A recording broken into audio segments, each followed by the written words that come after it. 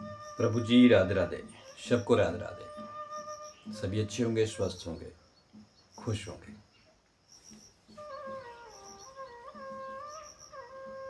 आज आपको एक बहुत ही सुंदर कथा का एक प्रसंग मैं आपको सुनाऊंगा। ये महाराज राजा जनक के बारे में। प्रसंग का नाम है राजा जनक को ज्ञान की प्राप्ति। एक बार राजा जनक के मन के भीतर भाव आया कि मुझे उस प्रभु, उस परमात्मा का परम पद हासिल करना है। तो राजा जनक ने क्या किया, 1000 गायें मंगवाई और हर एक गाय के सींग के ऊपर 20-20 सोने की मोहरें बांध दी और राज्य में आदेश दिया कि जो ऋषि संत महात्मा शास्त्रार्थ करेगा और जो जीत जाएगा वो ये 1000 गायें जो है वो ले जाए। बहुत सारे ऋषिगण आए, संत आए, वहां पर सब में आपस में शास्त्रार्थ हुआ, कई महीनों तक चला, लेकिन कोई जीत नहीं पाया। अंत में एक ऋषि थे, याज्ञवल्क्य, वो सब में श्रेष्ठ शास्त्रार्थ में निकले और वो जीत गए और 1000 गायें लेकर के और सोने की मोहरें लेकर के वो चले गए। अब राजा जनक ने एक और बात कही कि आप जो मुझे भीतर आंतरिक ज्ञान जो प्राप्त करवा देगा उस परम पद का, उसे 1000 गायें और सोने की मोहरें मैं आपको और दान करूंगा। राजा जनक ने 1000 गायें और मंगवाई, साथ में सोने की मोहरें रखी और ये आदेश दे दिया कि जो मुझे आंतरिक ज्ञान प्राप्त करवाएगा वो ये 1000 गायें ले जाए। लेकिन आंतरिक ज्ञान प्राप्त कराने का मकसद राजा जनक का ये था कि जितनी देर में एक घुड़सवार घोड़े के ऊपर बैठ जाता है उतनी देर में मुझे वो ज्ञान की प्राप्ति करवा दे। ऋषि संत महात्मा सभी इकट्ठे हो गए। राजा जनक ने एक बहुत सा ऊंचा सा एक आसन लगाया बैठने के लिए और कहा कि इसी आसन के ऊपर बैठ करके मुझे वो ज्ञान की प्राप्ति करवाए।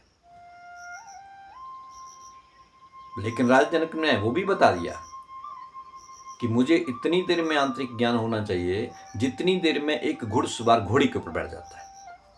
अब सभी संत ऋषि महात्मा सोचने लगे ज्ञान कोई वस्तु या कुछ चीज तो है नहीं जिसे पानी में घोला और मिलाया और किसी को पिला दिया और ज्ञान प्राप्त हो गया। ऐसा कर हरगिज नहीं हो सकता और बाबू जी हो भी नहीं सकता। पहले पढ़ाई होगी, लिखाई होगी, फिर जाकर के कहीं दिनों में नहीं महीनों में वर्ष भी लग सकते हैं ज्ञान प्राप्ति के लिए, तब जाकर के ज्ञान प्राप्त होगा। ये नहीं हो सकता कि एकदम से किसी को ज्ञान प्राप्त हो जाए। पूरी सभा भरी बैठी है संतों महर्षियों से। इतनी देर में वहां पर अष्टावक्र जी का आगमन हो गया। जब उन्हें ज्ञात चला कि राजा जनक ज्ञान प्राप्त करना चाहता है, उस ज्ञान का अनुभव करना चाहता है, उस परमपिता परमात्मा का अनुभव करना चाहता है, अष्टावक्र जी का उस सभा में प्रवेश हुआ। अष्टावक्र जी का रूप कैसा है, वो अष्ट जगह से उनका शरीर टेढ़ा है, कुबड़ है। और अष्टावक्र जी वहां पर उस सभा में पहुंचे और जहां पर राजा जनक ने जो सिंहासन लगाया था बैठने के लिए, उस सिंहासन पर आकर के वो अष्टावक्र जी विराजमान हो गए, बैठ गए। सभी संत महात्मा ऋषि बड़े बड़े आए हुए सब देकर के अष्टावक्र को देकर के हंसने लगे और सोचने लगे और मन में कहने लगे कि ना जाने कौन पागल कहां से आ गया ये, जो सिंहासन के ऊपर आके बैठ गया, और हंसने लगे। जब सारे ऋषिगण संत हंसने लगे तो अष्टावक्र ने कहा, मुझे बड़ा अफसोस है, मैंने सोचा कि मैं संतों महात्माओं ऋषियों ज्ञानियों की सभा में आया, लेकिन मुझे लगता है मैं गलत जगह पे आ गया। ये तो सभी के सभी आत्मा को देखने वाले नहीं, ये शरीर को देखने वाले हैं, ये चमड़े की परख करने वाले हैं, ये भीतर से नहीं, ये बाहर से चमड़े की परख करने वाले हैं। ये संत नहीं, ये ऋषि नहीं। और चमड़े की परख कौन करता है? ये खुद अपने आप को समझे कि वो कौन है। एक जूते बनाने वाला, एक ढोलक नगाड़े बनाने वाला, वो चमड़े की परख करता है। मैंने तो सोचा था ये ऋषिगण बहुत ज्ञानी है। सभी ऋषियों का सिर जो वो था नीचे झुक गया। अष्टावक्र ने राजा जनक से कहा, ज्ञान लेना चाहते हो? राजा जनक ने कहा, जी महाराज।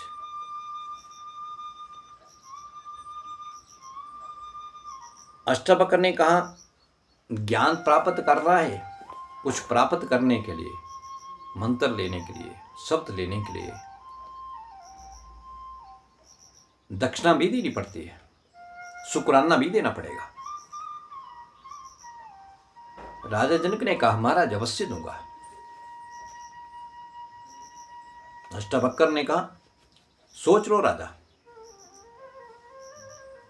जो मैं मांगूंगा वो आपको देना पड़ेगा।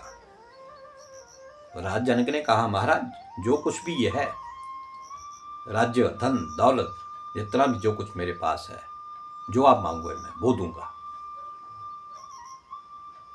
अष्टावक्र ने कहा, सोच लो। राजा जनक ने कहा, महाराज सोच लिया। तो अष्टावक्र ने कहा, अपना तन, अपना मन और अपना धन मुझे दे दो। राजा विचार करने लगा, सोचने लगा, लेकिन राजा ज्ञानी था।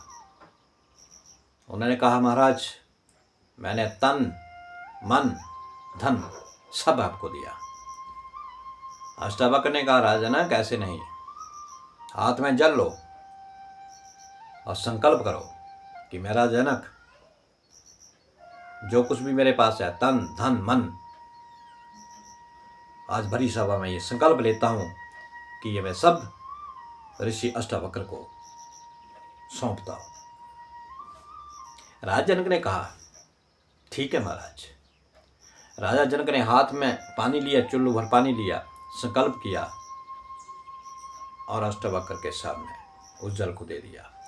कहा, मेरा जो तन, ये धन, ये मन मैं आपको सौंपता हूं। अष्टावक्र ने कहा, बहुत अच्छी बात। अब अगला हुक्म दिया अष्टावक्र ने, हे राजा जनक, अब आपका तन, ये शरीर, ये मन, ये धन, ये सब मेरा है, इसके ऊपर आपका अधिकार नहीं है। राजा जनक ने कहा, जी महाराज। अष्टावक्र ने कहा, हे राजन उठो और जाकर के उन जूतों में बैठ जाओ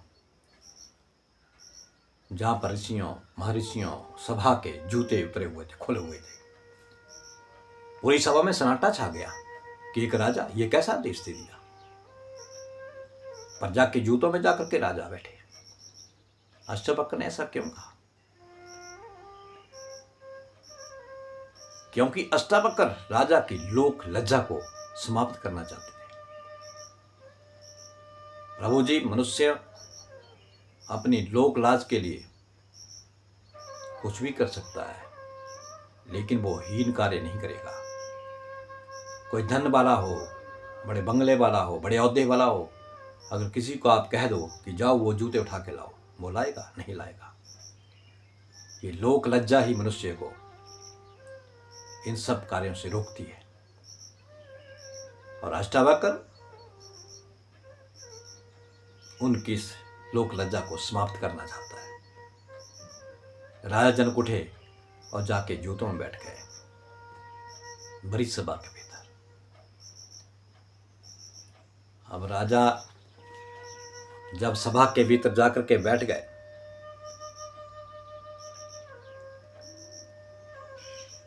राजा की लज्जा को, लोक लाज को अष्टावक्र ने समाप्त कर दिया। अब राजा बैठे बैठे मन में सोचने लगा,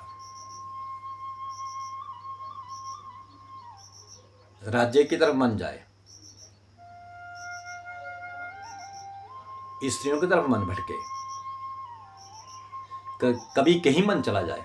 अष्टावक्र ने कहा कि राजा, तन मुझे दे दिया है, मन भी मुझे दे दिया है, मन के ऊपर भी आपका अधिकार नहीं है, इसलिए इस मन को कहीं जाने मत दो। अब राजा ने उस मन को रोकने की कोशिश की कि मन तो मेरा नहीं है, यह मन तो ऋषि का है। अब राजा ने अपनी आंखें बंद कर ली, उस मन को बाहर जाने से,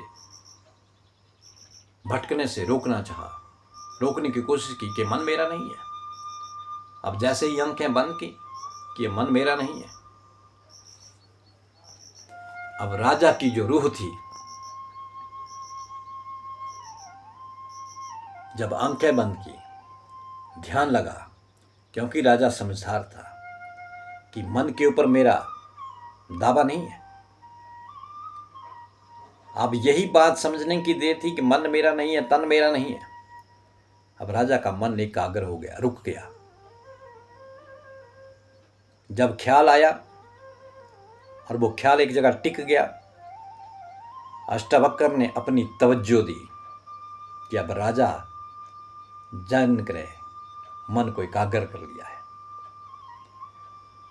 अब ऋषि अष्टावक्र ने राजा को तवज्जो दी और रूह अंदर खींच ली। रूह अंदर चली गई।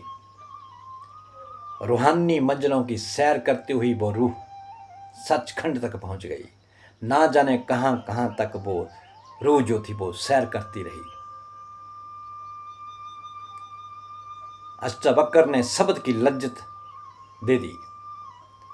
अष्टावक्र ने राजा जनक को कई बार बुलाने की कोशिश की, लेकिन राजा जनक की रूह जो थी वो सचखंड में पहुंच गई थी, उस परमलोक में पहुंच गई थी, उस आनंद में डूब गई थी। वो वहां से भीतर से वापस नहीं आना चाहती थी। लेकिन अष्टावक्र ने कहा कि हे राजन, आप बोल,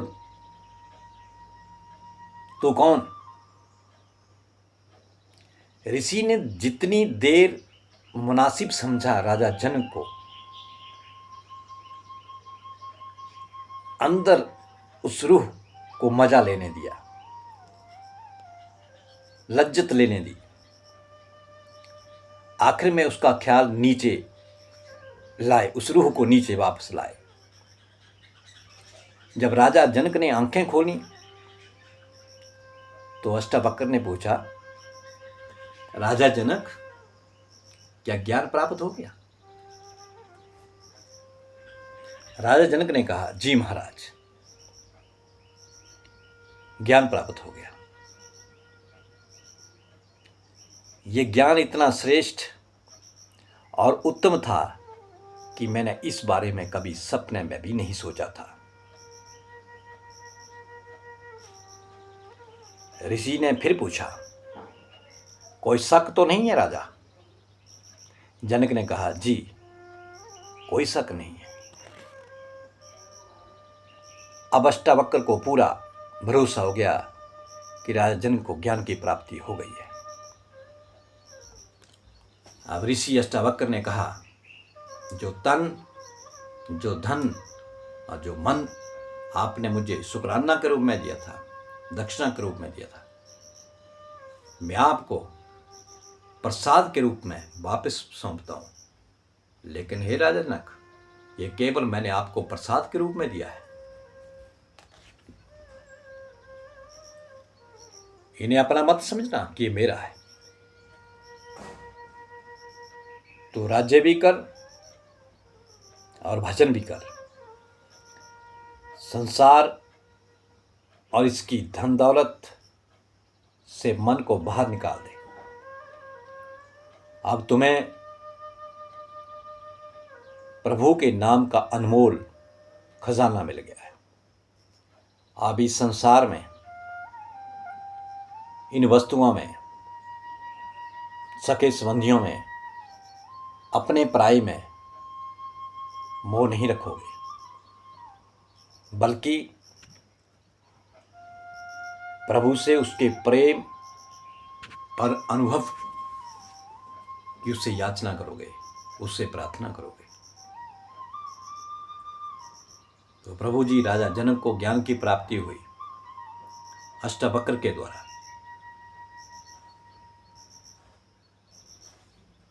यहां में आपको भी क्या हो सकती है, लेकिन हम संसारी मनुष्य संसार के भीतर उलझे हुए, परिवार के भीतर उलझे हुए, अपनों के भीतर उलझे हुए,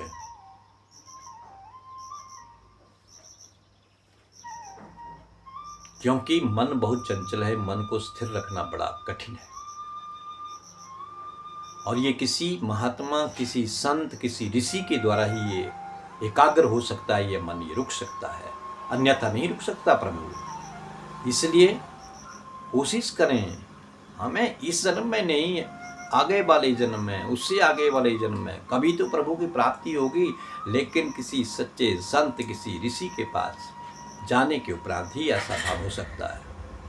इसलिए हमेशा कोशिश करें, अपने मन को संसार में ना उलझा करके ज़्यादा से ज़्यादा उस प्रभु के चरणों में लगाएं, तो एक दिन हमें भी उस परम पद की प्राप्ति हो सकती है, जिस तरह राजा जनक को हुई। प्रभु भजन कीर्तन के लिए आप समय निकालें, उसके नाम का उच्चारण करें, उसका ध्यान करें, संसार को तुच्छ समझें, एक सपना समझें। जिस तरह मनुष्य सपना देखता है आंखें बंद करके, लेकिन आंखें खुलती हैं तो सपना टूट जाता है, बस उसी तरह भी ये संसार भी है, जिसे हम आंखें खोल करके देखते हैं, लेकिन आंखें बंद होने से वो टूट जाता है। इसलिए ये सपना ही है, इस सपने के भीतर उलझना नहीं है, केवल उस प्रभु का ध्यान, उसका भजन, उसका स्मरण करना है।